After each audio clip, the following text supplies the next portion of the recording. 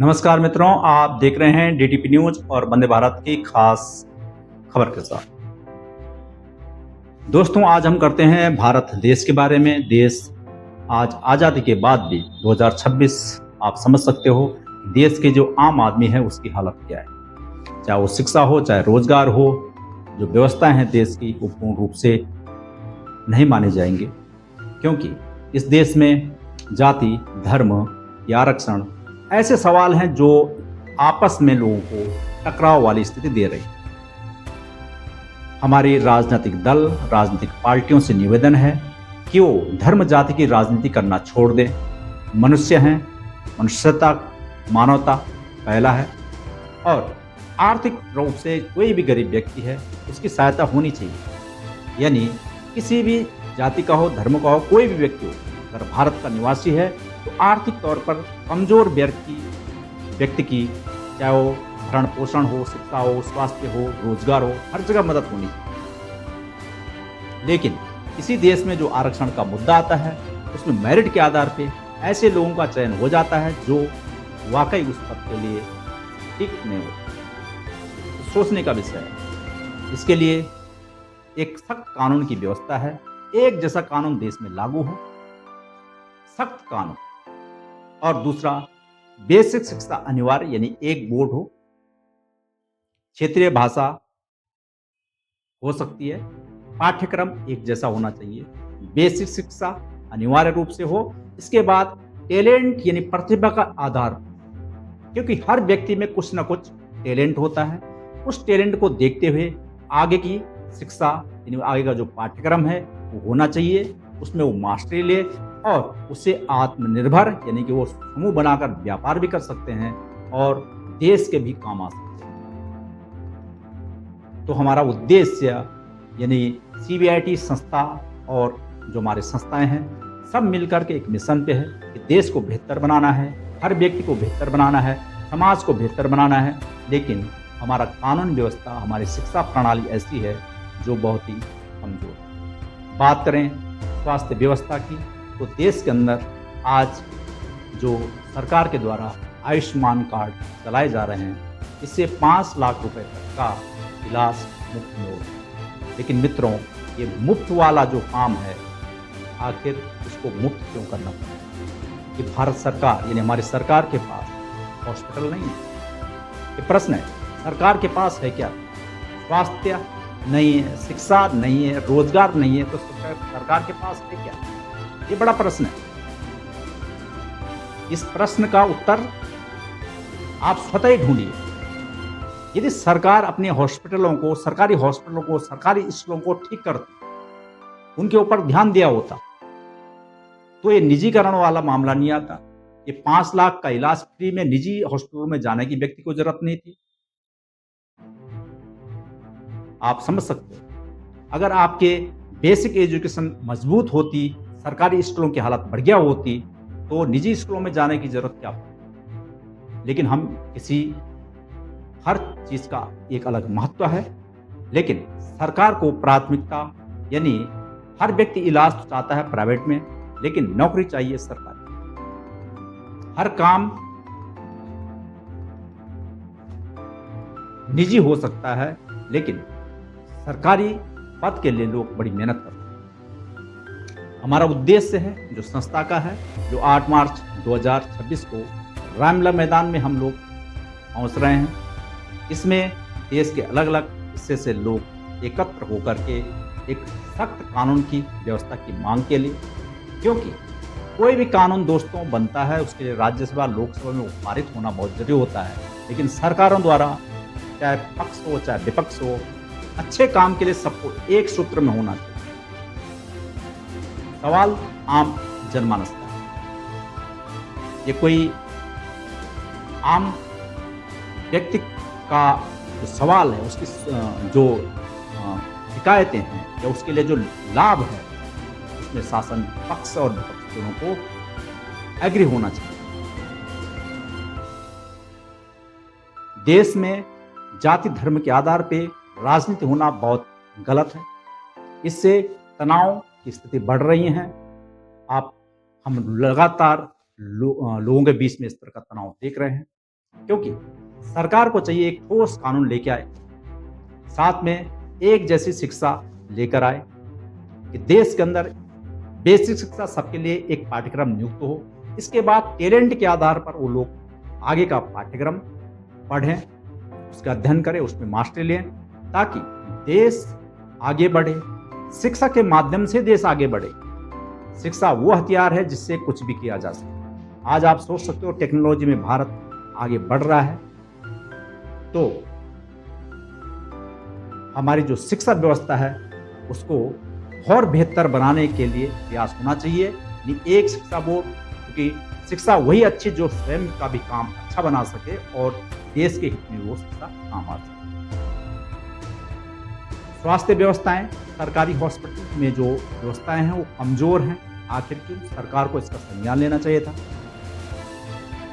यानी जो निजी हॉस्पिटलों को 5 लाख तक इलाज फ्री में करने के लिए जो सरकार ने बोला है, इससे भी भ्रष्टाचार हो रहा है।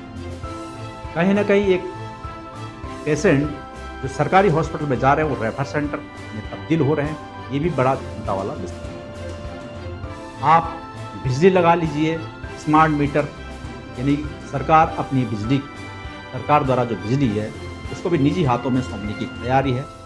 और इससे फायदा और नुकसान आप समझ सकते हो कि जैसे इंटरनेट हमारे लिए जरूरी है, और इंटरनेट सरकार द्वारा नहीं, अंबानी के और एयरटेल, बहुत सारी कंपनियां ऐसी जो इंटरनेट प्रोवाइड कराती हैं। और ये संस्थाएं जो निजी संस्थाएं हैं, कभी भी अपना टेरिफ बढ़ा सकती हैं, यानी इंटरनेट सेवाएं बढ़ा सकती हैं। अब जिसके पास पैसा होगा वो इंटरनेट का लाभ ले सकता है, यानी निजीकरण है। इसी प्रकार से हॉस्पिटलों की स्थिति है जो निजीकरण में है। बिजली की स्थिति है, जो स्मार्ट मीटर लग रहे हैं वो भी निजी कंपनियों को दिए जाने के बाद वो भी अपना बिजली का बिल बढ़ा सकती हैं। इससे आम जनमानस की हालत खराब हो सकती है। यानी सोचने का विषय है कि जिस सरकार को आम जनता के द्वारा, यानी प्रजा के द्वारा चुना जाता है, उस सरकार के भी कुछ दायित्व होने चाहिए और सरकार को आम लोगों के हित में फैसले लिए जाने चाहिए। आरक्षण देश से खत्म होना बहुत जरूरी है, क्योंकि इससे आपसी मतभेद तालमेल में कमी देखी जा रही है।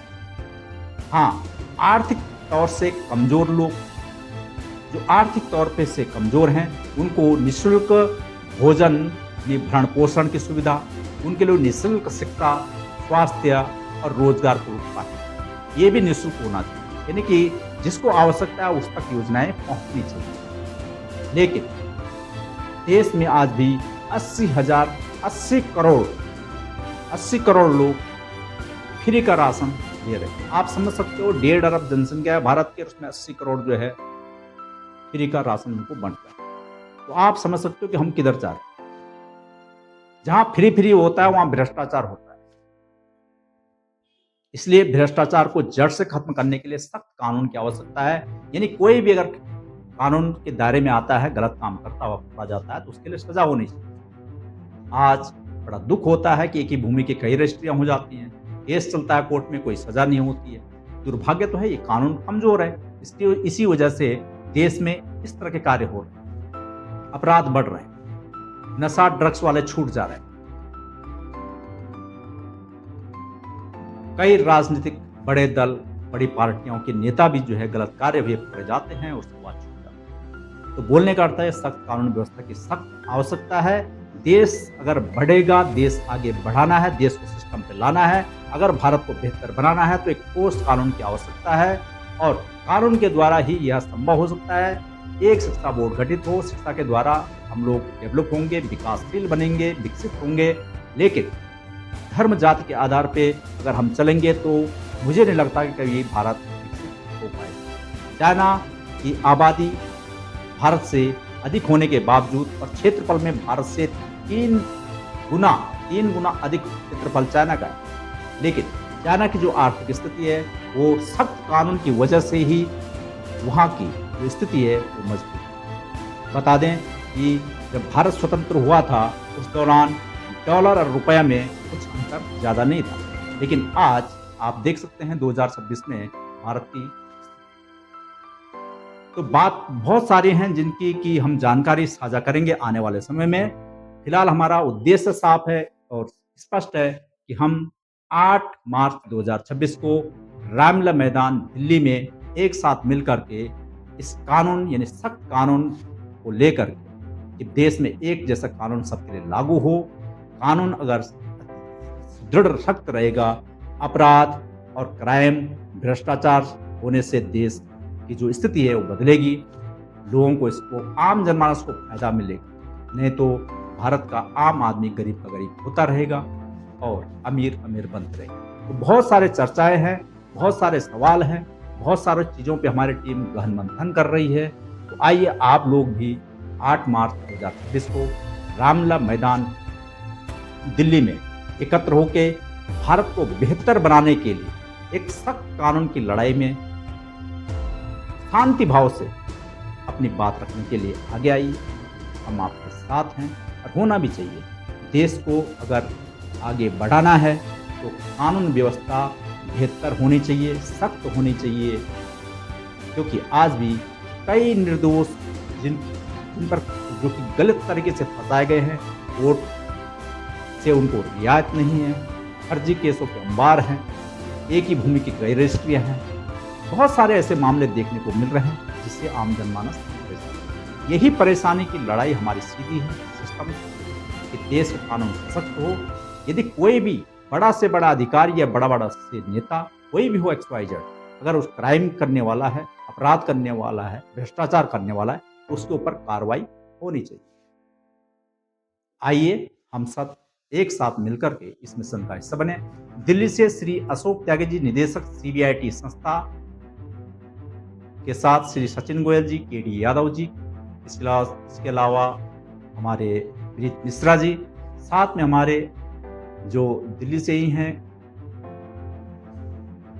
त्यागी जी, और हमारे राहुल जोशी जी, साथ में दिल्ली से ही हमारे एक और उपाध्याय जी हैं। हम सब मिलकर के जो हमारा उद्देश्य है समाज को बेहतर बनाना है और समाज के लिए हम एकजुट एक मैदान में हम लोग पहुंचेंगे। और आप लोग की उम्मीद है कि आप देश के कानून के खिलाफ, इस देश के कानून के हित में, मतलब हमारे देश के हित में सख्त कानून बनाना क्यों ज़रूरी है ये आप समझ सकते हो। देश को बेहतर बनाना है तो इस मिशन को हमें आगे बढ़ाना होगा। आज के लिए इतना ही। बने रहें, देखते रहें हमारा खास कार्यक्रम देश। धन्यवाद।